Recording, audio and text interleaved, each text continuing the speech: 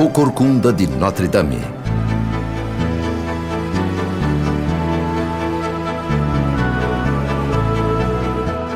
O dia 6 de janeiro de 1482 não foi muito importante. Mas para o povo de Paris, que acordava com o repique dos sinos por toda a cidade, era um dia de comemorações. Era um duplo feriado, celebrando a Festa dos Reis e o Festival dos Tolos.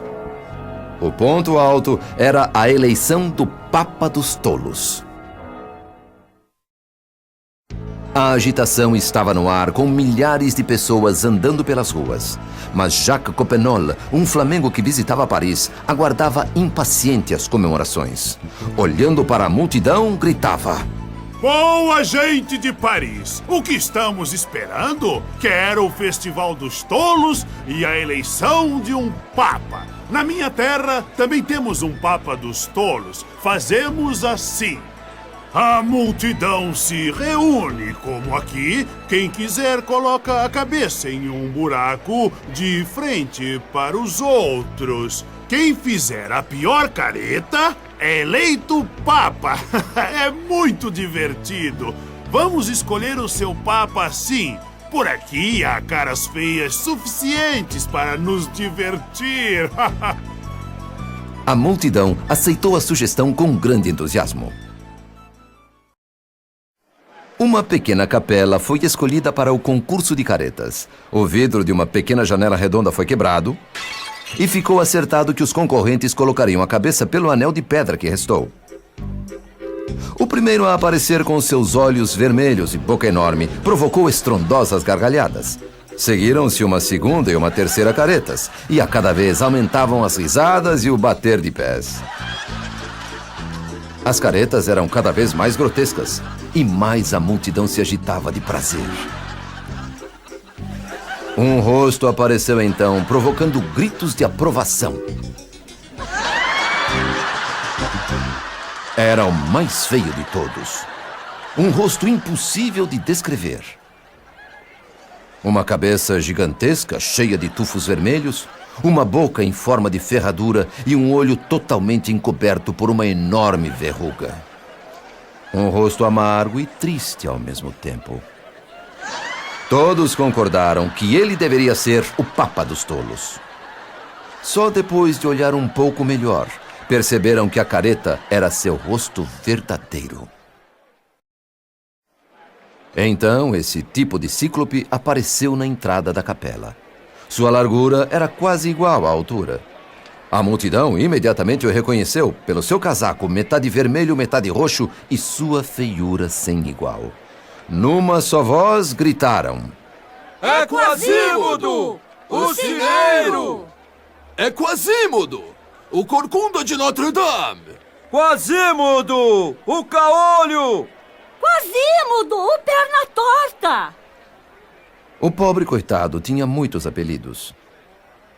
Jacques Coppenole, surpreso com o que via, aproximou-se. Olha! Ele disse: Você é o sujeito mais feio que eu já vi. Como Quasímodo não respondesse, ele gritou: Mas o que há? Você é surdo?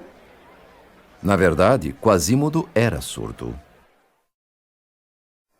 Coppenole estava começando a aborrecer Quasímodo. O Corcunda virou-se para ele com um grunhido tão raivoso que o gigante flamengo pulou para trás como um bulldog de um gato. Uma velha gritou que Quasímodo era surdo. Ele é surdo! Surdo? Jacques gritou. Mas é o Papa perfeito! Em seguida, ofereceu a ele a coroa de papelão e as vestes ridículas do Papa dos Tolos. O cineiro deixou-se levar então numa procissão pelas ruas de Paris. As comemorações continuaram noite adentro. Numa das praças da cidade, uma multidão se concentrou em volta de uma enorme fogueira. Mas o que atraía os espectadores não era apenas o calor e a luz das chamas. No espaço entre o fogo e as pessoas, uma jovem dançava. Não era alta, mas era esbelta e elegante. Enquanto girava, seus olhos negros brilhavam como raios. Todos os olhos fixavam-se nela. Todas as bocas ficavam abertas enquanto ela dançava ao som de um tamborim que segurava acima da cabeça com seus braços bem formados. Entre os milhares de rostos iluminados pelas chamas, um fixava intensamente a dançarina. Era o rosto de um homem calmo e sombrio. Não parecia ter mais de 35 anos, mas era calvo e com algumas mechas de cabelos brancos. Jolly! Disse a jovem. E uma bela cabra branca, com chifres e cascos dourados, trotou até ela. Agora é a sua vez. Disse ela, estendendo o tamborim. Em que mês estamos? Perguntou. A cabra levantou sua pata da frente e bateu uma vez no tamborim. A multidão aplaudiu. De fato, era o primeiro mês do ano. Agora, Jolly, Disse a jovem, estendendo o tamborim outra vez. qual é o dia do mês? Novamente, a cabra levantou a pata e desta vez bateu 6 vezes no tamborim. A multidão aplaudiu ainda mais, e moedas de prata e cobre de todos os tamanhos caíram aos pés da jovem. Por trás disso existe feitiçaria. Disse uma voz sinistra na multidão. Era o homem calvo que em nenhum instante afastou o olhar da cigana.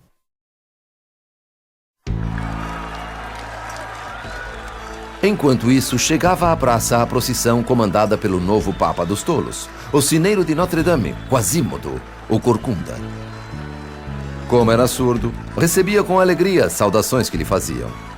Seu rosto infeliz se iluminava de prazer. De repente, um homem surgiu da multidão e agarrou o bastão de madeira dourada das mãos de Quasimodo. Era o homem que estivera olhando para a dança da jovem cigana. Foi imediatamente reconhecido como o arquidiácono de Notre-Dame. Gritos de terror partiram da multidão, pois achavam que o monstro caolho o quebraria em pedaços. Em vez disso, Quasimodo se ajoelhou e deixou que o sacerdote tirasse sua coroa dourada e atirasse longe sua capa de ouro-pel. O arquidiácono então o fez levantar-se e juntos deixaram a praça. Tarde da noite do Festival dos Tolos, a cigana voltava por uma das estreitas ruas da cidade quando 2 homens a agarraram. Um deles era Quasimodo. Levantando a jovem, que gritava, ele a jogou sobre seu ombro como uma toalha. Desapareceu então entre as sombras, seguido por seu companheiro. A pobre cabra saiu correndo atrás dos 3, berrando dolorosamente. Assassino! Assassino! Gritava o máximo que podia a pobre garota. De repente, uma voz como um trovão se fez ouvir. Parem, patifes! Deixem a garota em paz! Era o capitão dos arqueiros do rei. Segurando sua espada, o soldado pegou a jovem e a pôs delicadamente no chão. Antes que pudesse reagir, o Corcunda foi agarrado e enfardado. Seu companheiro desapareceu na escuridão. A jovem olhou agradecida para o homem que a salvara. Qual é o seu nome? Perguntou. Febo de Chateaupert. Disse o soldado. Obrigada. Disse ela. E desapareceu como um raio. 16 anos antes do começo da história, numa bela manhã de domingo, logo após a missa, uma criatura foi deixada numa cama de madeira na entrada de Notre-Dame. Era comum as pessoas deixarem aí as crianças indesejadas. Quem as quisesse, poderia levá-las. Aquela que foi deixada na manhã do ano de 1467 atraiu a curiosidade de muitas velhas que foram vê-la. Mas o que será isso, irmã? Disse uma, olhando o pequeno monstrinho. Ele gritava e se debatia na cama de madeira. O que será do mundo Disse outra. se começarem a fazer crianças assim?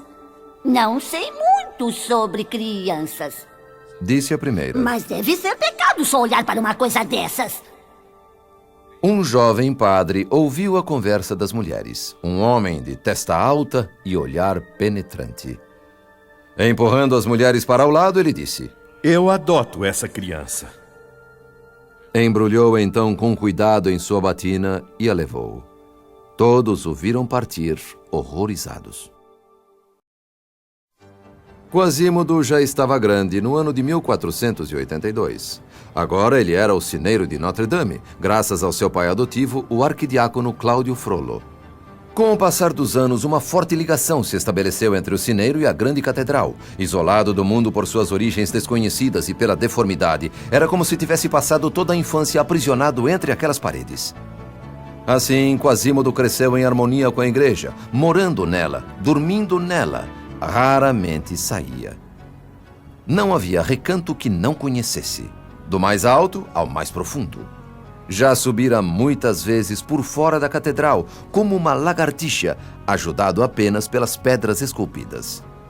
Pulando e saltando nas alturas, mais parecia um macaco ou um cabrito montês. Nada na enorme catedral assustava Quasímodo. Era seu lar, o único que conhecia. A catedral era habitada por estátuas de mármore, reis, santos e bispos. Eles nunca riam dele. Não o desprezavam. Pareciam-se demais com ele para fazer isso. Os santos eram seus amigos e o abençoavam. Os monstros eram seus amigos e o protegiam. Quasímodo nasceu caolho, corcunda e manco. Agora, como sineiro de Notre-Dame, outra dificuldade o afligia. Os sinos romperam seus tímpanos. Ficou completamente surdo. Mesmo assim, eram os sinos o que mais amava na imensa catedral.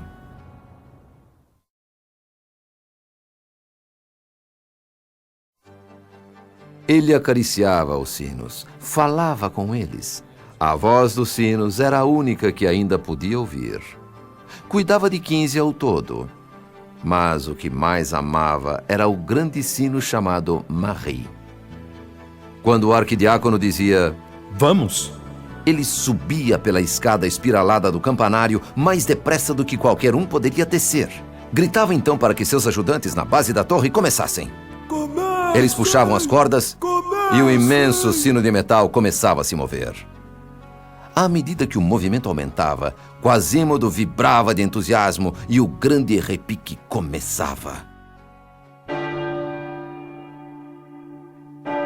Toda a torre parecia tremer.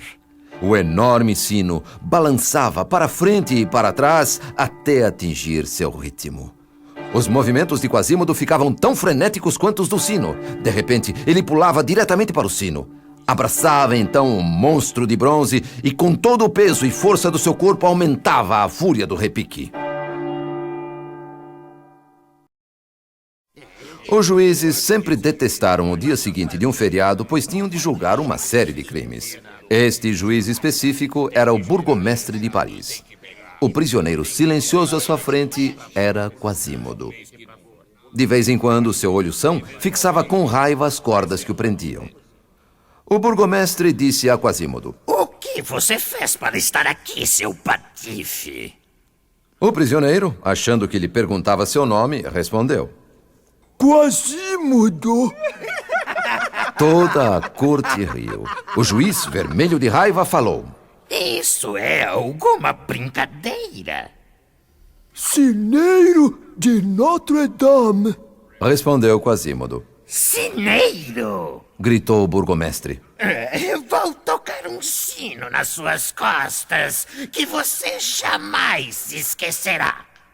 Se quer saber minha idade, acho que completo 20 na festa de São Martim. Disse Quasímodo. As respostas de Quasímodo irritaram o juiz. O quê? Você ousa desafiar o burgomestre? Guardas, levem esse sujeito para o Pelourinho, que seja açoitado e colocado na roda por 1 hora. Ele pagará por sua insolência. Um dos espectadores gritou: Por Deus! É uma sentença justa! O burgomestre levantou a cabeça e olhou com raiva para Quasímodo. Acredito que o patife ainda ousou praguejar contra nós. Ele disse: Escrevente, pela blasfêmia, ele terá mais 1 hora no Pelourinho. Acrescente à sentença. Durante todo o tempo, Quasímodo parecia não estar preocupado. O pelourinho na Place de Grève era um cubo de alvenaria de uns 3 metros oco por dentro. Quasímodo, despido da cintura para cima e com as mãos amarradas às costas, foi empurrado pela escada que levava à plataforma superior. À sua espera, encontrava-se uma roda horizontal de carvalho maciço, na qual ele foi amarrado de joelhos. A roda começou então a girar, mostrando o rosto do condenado para todos os cantos da praça. Isso era chamado virar um criminoso. A multidão que veio assistir vaiava e ria. A mesma multidão na mesma praça onde no dia anterior Quasímodo fora aclamado o Papa dos Tolos. Outro homem subia as escadas agora, trazendo um açoite de longas tiras com pregos nas pontas. Era o mestre Pierre Torterue, o torturador oficial. Toda vez que a roda trazia Quasímodo para a frente de mestre Torterue, ele levantava o braço. O fino açoite zunia no ar e batia com fúria nas costas da vítima indefesa. Quando o castigo finalmente terminou, o pobre Quasímodo continuou atado à roda. Agora era a vez dos habitantes de Paris o atormentarem. Vaias e insultos caíram sobre ele. Quasímodo olhou a multidão com ódio em seu olhar. Debatia-se para soltar-se, mas nada conseguiu. Quebrou então seu silêncio e, numa voz rouca, gritou: Água! Foi quando uma jovem abriu caminho pela multidão. Uma bela cabra branca de chifres dourados a seguiu. Quasímodo a olhou com desconfiança.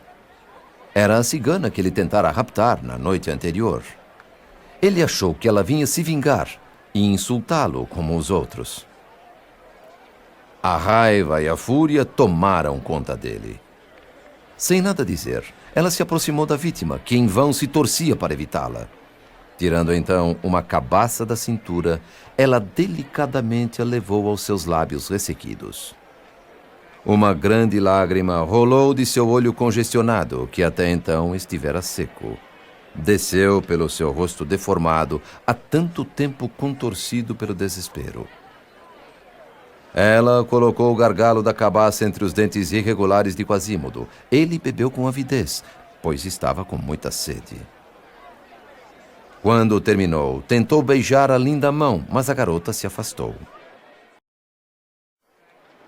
Muitas semanas depois, num lindo dia de primavera, belas jovens conversavam na sacada de uma bonita casa em frente a Notre-Dame. A elas juntou-se um vistoso rapaz com o brilhante uniforme dos arqueiros do rei. De repente, uma das garotas gritou: Vejam a moça dançando lá embaixo e tocando um tamborim. Não é a cigana que você salvou de 10 assaltantes? O capitão Febo de Chateaupert olhou para a praça e disse: Sim, é ela, pois reconheço a cabra. Meu bom primo Febo, já que você a conhece, chame aqui para nos divertir. Febo foi chamar a garota. Todos os olhos se voltaram para Esmeralda quando ela entrou na sala, seguida pela cabra de chifres dourados. O capitão foi o primeiro a falar. Que criatura encantadora. Ele disse: Lembra-se de mim? Ah, sim. Disse ela. Você desapareceu tão depressa naquela noite? Eu a assustei? Oh, não. Disse a cigana. O capitão continuou: Você me deixou com um corcunda caolho, o sineiro do arquidiácono, pelo que ouvi dizer. Mas ele levou uma sova pelo que fez. Mestre Pierre bateu bastante nas costas do sineiro. Pobrezinho. Falou Esmeralda. Enquanto isso, a dona da casa parecia mais interessada na cabra. Ela notou um saquinho pendurado em seu pescoço. Curiosa, abriu-o e jogou seu conteúdo no chão. Eram letras de madeira. Assim que elas foram espalhadas, a cabra, com sua pata dourada, separou algumas para formar uma palavra: Febo. Quando a senhora gritou, a cigana percebeu o que acontecera e empalideceu. Ela é uma bruxa! Gritou a senhora. Saia já, cigana do inferno! O arquidiácono Cláudio estava sentado em sua cela na torre quando um visitante chegou. Bom dia, mestre Jacques. disse ele. Bom dia! Respondeu o advogado. Quando o senhor deseja que eu mande prender a pequena bruxa? Qual bruxa? Perguntou Cláudio. A cigana que dança na praça todos os dias, apesar da proibição oficial. Ela tem uma cabra que está possuída pelo demônio, tem até os chifres do demônio. Sabe ler, escrever e fazer contas. De fato, seria o suficiente para prender todas as ciganas de Paris. O caso está pronto. Quando começamos?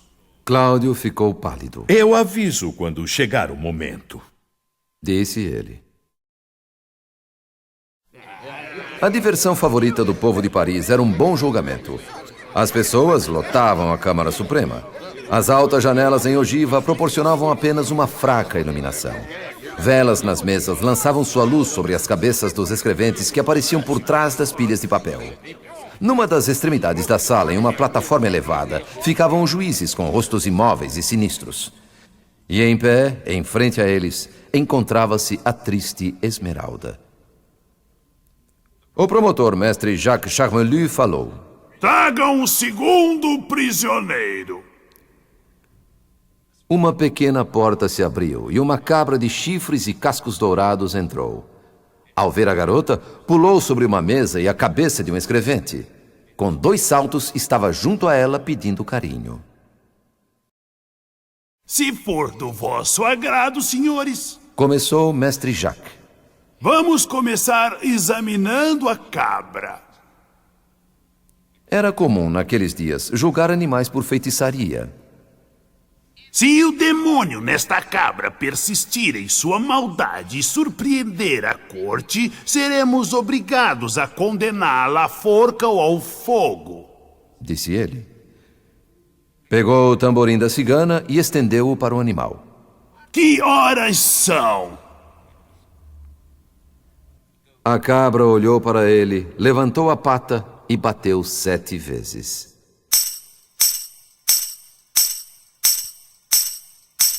De fato, eram 7 horas. Um murmúrio de terror correu pela multidão. Os mesmos espectadores que aplaudiram as inocentes batidas de Djali nas ruas ficaram apavorados ao vê-las no tribunal. Definitivamente, a cabra era o demônio. O promotor pegou a bolsa de couro pendurada no pescoço do animal e espalhou as letras. Com sua pata, a cabra escreveu o nome Febo. Estava claro agora que a cigana era uma terrível bruxa. Esmeralda ali ficou imóvel. Ouviu vagamente uma voz gelada pronunciar as palavras fatais. Jovem cigana, no dia da escolha do Senhor nosso Rei, ao meio-dia, você será levada descalça, com uma corda no pescoço à frente de Notre-Dame, onde será enforcada, junto com sua cabra, por feitiçaria e magia. Que Deus tenha piedade de sua alma. Esmeralda não sabia há quanto tempo estava presa na masmorra bem abaixo do Palácio da Justiça. Tinha apenas um pouco de palha onde se deitar, um jarro com água e um pão. Já não sabia a diferença entre dormir e acordar, ou entre a noite e o dia.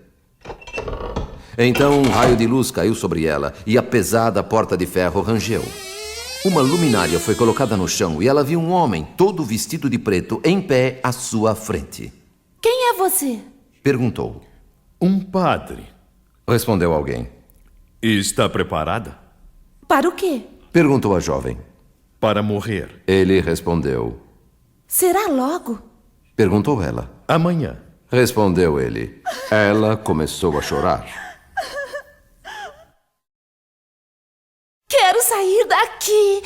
Soluçou. Estou com frio. Tenho medo. Uns bichos horríveis sobem em mim. Então venha comigo. Disse o padre, tirando o seu capuz. Eu a amo. Ele caiu de joelhos. Desde que a vi dançando na praça, senti um estranho feitiço se apossar de mim. Foi bruxaria, eu sei. Uma noite, resolvi raptá-la. Éramos 2, Mas um soldado idiota apareceu e a salvou. Esperei então que a lei quebrasse o encanto. Por isso a denunciei. Tenha piedade de mim. Ele se arrastava em direção a ela. Posso ajudá-la a fugir. Basta dizer que me ama. Não temos tempo a perder.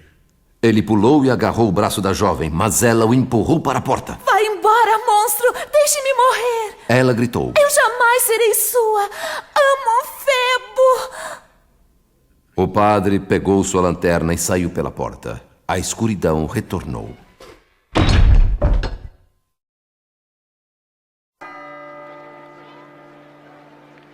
A praça em frente a Notre-Dame estava repleta de gente, assim como as ruas mais próximas.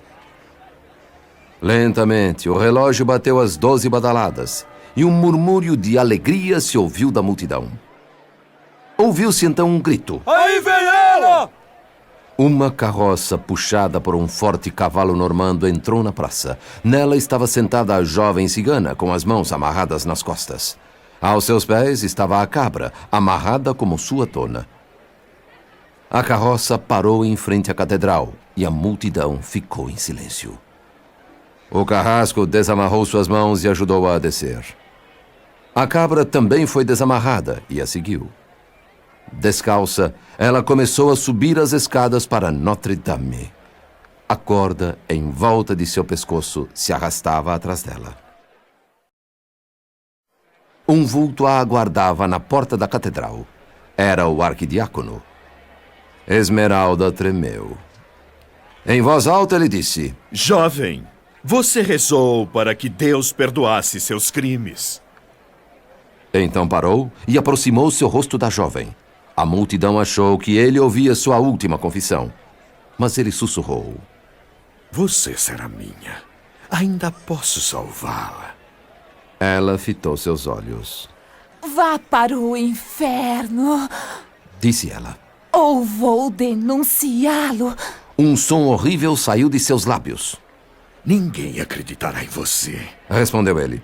Diga de uma vez, você será minha.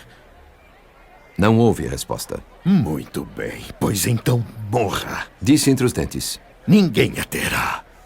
Ergueu sua mão sobre ela e disse em voz alta: Vá agora, que Deus tenha piedade. Este era o sinal que o carrasco esperava. Ninguém notou um espectador silencioso na Galeria dos Reis, logo acima dos arcos em ogiva da entrada. Ele estava tão imóvel, com a cabeça tão esticada para a frente e seu rosto era tão disforme que, se não fosse por sua roupa metade vermelha, metade roxa, poderia ser confundido com um dos monstros de pedra que nos últimos 600 anos esvaziavam as longas calhas da catedral. Ele presenciou toda a tragédia que ocorreu em frente à porta de Notre-Dame. Logo no início, sem que ninguém visse, amarrou com firmeza uma corda com um laço em um dos pequenos pilares da galeria. Quando o carrasco se preparava para levar Esmeralda, ele agarrou a corda com seus pés, joelhos e mãos e silenciosamente desceu pela parede. Com a leveza de um gato, correu até o carrasco, derrubou-o com um forte soco. Pegou a cigana como se fosse uma boneca e num pulo estava na catedral gritando: Santuário! Quasímodo parou debaixo do grande pórtico e olhou para trás. Seus grandes pés pareciam tão firmes no chão quanto as sólidas colunas da catedral. Ele segurava com cuidado a frágil garota que pendia inerte de suas mãos grosseiras como se tivesse medo de machucá-la. Na praça, a multidão não parava de gritar: Santuário! Santuário! Sabiam que dentro das paredes de Notre-Dame a jovem condenada estaria salva e não poderia ser tocada. Era um lugar de refúgio. A lei humana não ousaria atravessar suas fronteiras. Esmeralda abriu os olhos. Olhou para Quasímodo e fechou-os novamente como se estivesse assustada com o que viu. Quasímodo a apertou entre seus braços. Ela era o seu tesouro. Seu único olho voltou-se para ela, cheio de ternura e piedade. A multidão batia os pés entusiasmada. Quasimodo sentiu-se forte e orgulhoso. Ele, o pior dos piores, arrancara a vítima de seus algozes, dos juízes, de todo o poder do rei da França. Virou-se e entrou na igreja com a jovem. Em segundos, já não podia ser visto. Minutos depois, foi visto na Galeria dos Reis da França, correndo como um louco, levantando os braços com sua conquista e gritando: Santuário! Novos aplausos o saudaram. Ele desapareceu outra vez, ainda carregando a cigana nos braços e gritando: Santuário! Apareceu então pela terceira vez no topo da torre do grande sino. Sua voz de trovão, a voz que quase nunca fora ouvida, a voz que ele mesmo não podia ouvir, fez o ar vibrar com seus 3 gritos. Santuário! Santuário! Santuário! Esmeralda acordou do desmaio em uma cela de 2 metros quadrados. Virou-se para Quasimodo e perguntou: Por que você me salvou? Ele olhou aflito para ela, como que tentando adivinhar o que ela estava dizendo. Fitou-a com tristeza e saiu. Alguns minutos depois voltou com uma cesta de comida em uma das mãos e um colchão na outra. Pôs a cesta no chão e disse: Coma! Estendeu o colchão no chão de pedra e disse: Durma! O seu próprio jantar, a sua própria cama, foi o que o sineiro trouxe para ela. A cigana queria agradecer, mas não conseguiu falar. Ele era tão feio que ela olhou para baixo. Eu a assusto, não é? Disse Quasimodo. Não olhe para mim, mas escute. Durante o dia, você deve ficar aqui. À noite, poderá ir onde quiser. Mas não saia da catedral. Seja noite ou dia, eles a pegarão e a matarão. E a mim também. Sem que Esmeralda soubesse, o parlamento aprovou um decreto que permitia que os soldados entrassem na catedral e a entregassem ao carrasco. Mas o parlamento não contava com os ciganos, gatunos e mendigos. Quando eles souberam dos planos, resolveram fazer justiça com as próprias mãos. Naquela noite, muita agitação pôde ser vista na Corte dos Milagres, na área de Paris conhecida como Cidade dos Ladrões. Grupos de pessoas se reuniram afiando suas espadas e machados, armando-se com todo tipo de armas em que pudessem pôr as mãos. Pobre Esmeralda! Dizia uma cigana. É nossa irmã. Temos de tirá-la de Notre Dame antes que seja tarde. Por fim, um grito se ouviu. Meia-noite! Com esse sinal, homens, mulheres e crianças partiram para Notre Dame, suas armas brilhando na escuridão. Nessa noite, Quasimodo não conseguia dormir. Fez uma última ronda e contemplou seus sinos silenciosos. Agora punha sua lanterna no chão e olhava para os telhados da cidade adormecida. Há alguns dias se sentia inquieto. Vira homens suspeitos rondando a catedral. Temia alguma trama que pudesse ferir a cigana, que o ódio do povo se voltasse contra ela, como se voltara contra ele. Ficou então na torre como um bom cão de guarda, o coração cheio de suspeitas. Ao olhar para a grande cidade com seu único olho, sentiu que algo estranho estava para acontecer. Havia um movimento na escuridão, como as cabeças de uma multidão em movimento. De repente, surgiu uma luz. E num instante, dezenas de outras tochas iluminaram uma grande massa de homens e mulheres maltrapilhos, armados com foices, lanças e picaretas.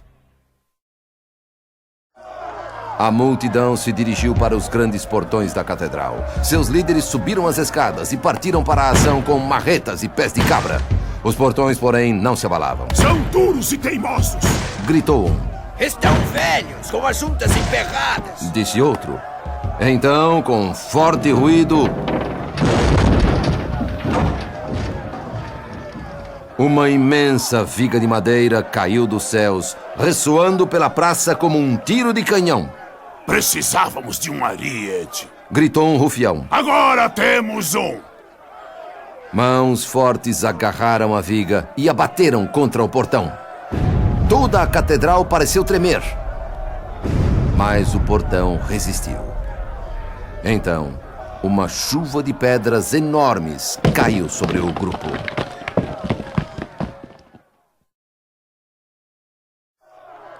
No telhado de uma das torres de Notre-Dame, 50 metros acima do chão, Quasimodo encontrou um verdadeiro arsenal para lutar contra a multidão. Lembrou-se que os pedreiros estavam trabalhando ali para consertar a parede. Havia pilhas de pedras por todo canto, rolos de chumbo, vigas de madeira, montes de cascalho, até mesmo ferramentas. Tudo o que podia pegar, Quasimodo atirava na multidão abaixo. Mas logo percebeu que sua munição não duraria para sempre. Foi quando viu duas enormes calhas de pedra que desembocavam logo acima do grande portão. Percebeu então o que deveria fazer.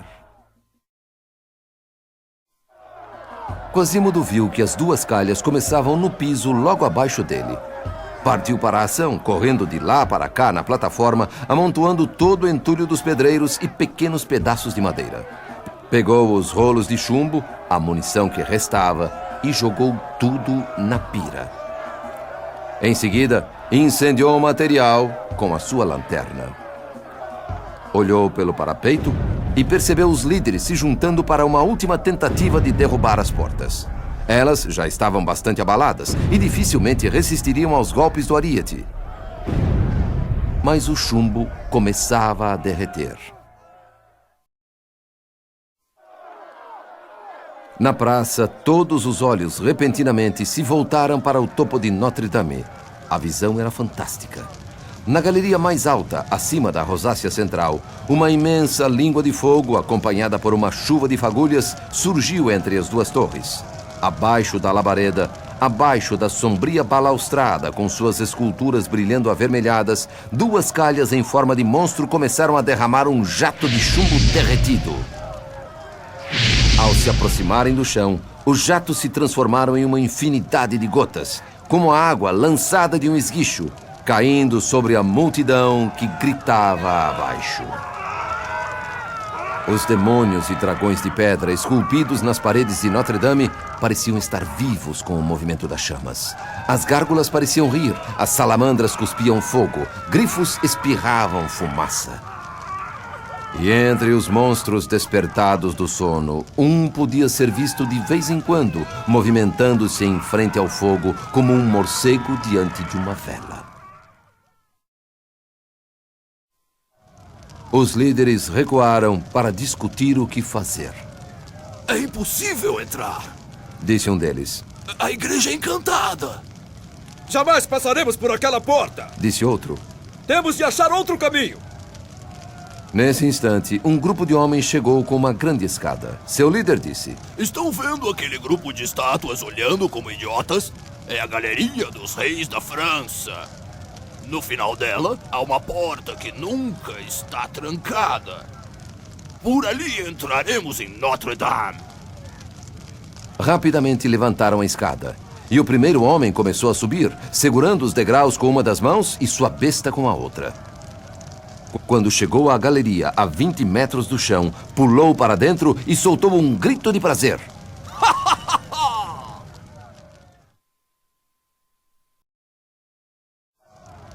De repente, parou, paralisado de horror. Agachado no escuro, atrás de uma das estátuas, estava Quasimodo, o olho brilhando como fogo. Antes que um segundo homem pulasse da escada para a galeria, Quasimodo saltou para a frente. Sem nada dizer, agarrou a ponta da escada e empurrou-a para trás com a força de um super-homem. A escada, curvada pelo peso dos homens que nela estavam, oscilou por um momento, caindo em seguida sobre a praça entre gritos de angústia. O homem na galeria, que tentava se esconder atrás de um dos reis de pedra, olhou horrorizado. Quasímodo partiu em sua direção, levantou-o no ar e atirou-o pela balaustrada.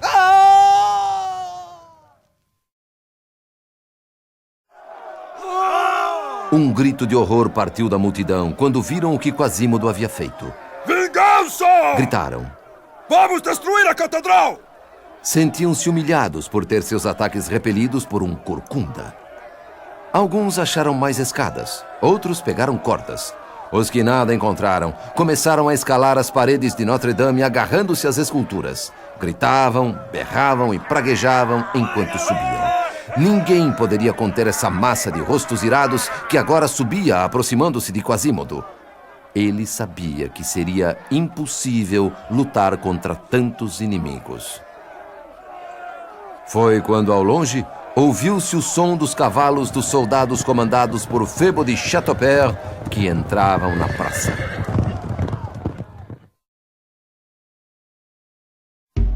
Enquanto isso, Esmeralda estava para fugir pela porta de trás de Notre-Dame. Um vulto vestido de preto, da cabeça aos pés, a segurou. Depressa! Disse ele, agarrando seu braço. Você está em perigo. Começou então a puxá-la, e ela percebeu que se dirigiam para a Place de Grève. Mas quem é você? Ela perguntou. Ele parou e levantou o capuz. Ela gelou de pavor. Era o padre, outra vez.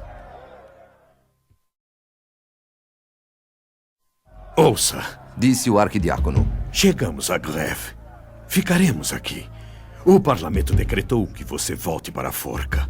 Eu a salvei de suas mãos, mas eles ainda procuram por você, veja.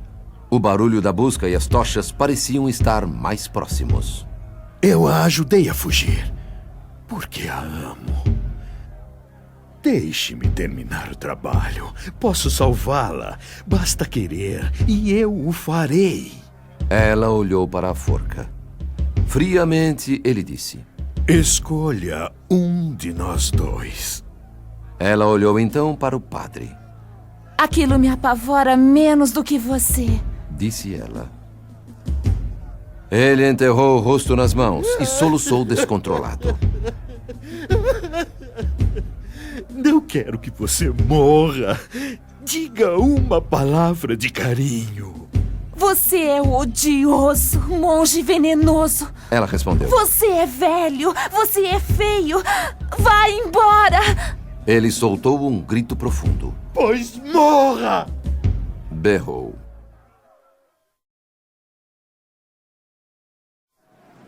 Quasímodo percorreu cada canto da catedral em busca de Esmeralda. Terminou no ponto mais alto de Notre-Dame. Sentou-se e soluçou. Mas não havia lágrimas. Lembrou-se então da única pessoa que tinha a chave da escada que conduzia à cela de Esmeralda. Cláudio Frollo.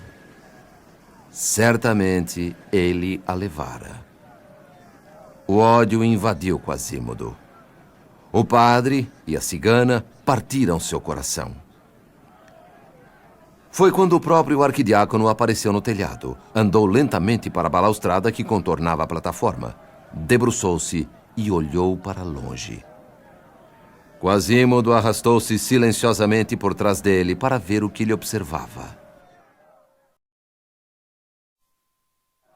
A vista de Paris das torres de Notre-Dame num belo amanhecer de verão é maravilhosa. Mas o padre olhava um ponto apenas. Place de Grève. Quasímodo seguiu seu olhar. Viu então a forca e um homem que arrastava algo branco pela praça. Sabia que era Esmeralda. De repente, o arquidiácono jogou a cabeça para trás e gargalhou como um demônio.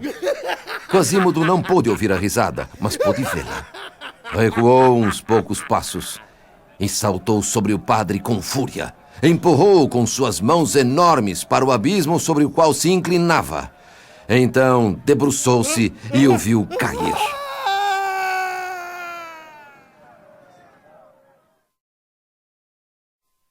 Quasímodo sentou no telhado, imóvel, como se tivesse sido atingido por um raio. Um rio de lágrimas jorrou de seu olho. Com um profundo suspiro, gritou: Ali está tudo o que eu amei.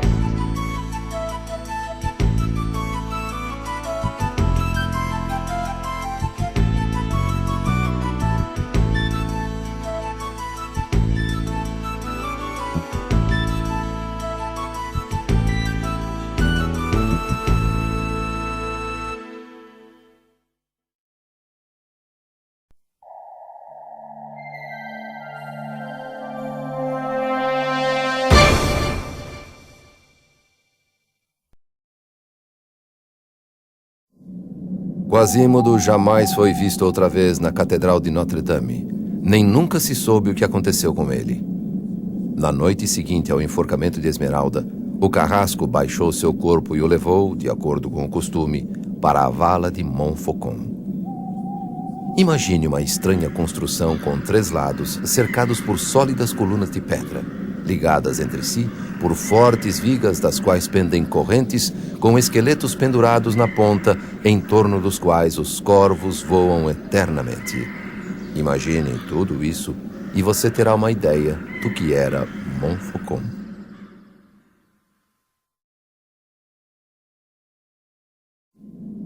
O perfil desta construção contra o céu era apavorante, especialmente à noite, quando o pálido luar iluminava os esqueletos esbranquiçados ou quando a brisa noturna, balançando ossos e correntes, produzia estranhos sons na escuridão.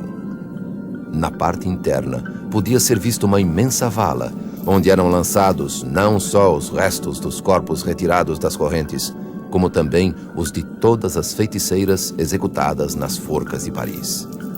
O enorme ossuário, onde o pó de tantas pessoas e tantos crimes por fim se misturaram, foi alimentado pelos corpos de várias celebridades e inúmeros inocentes.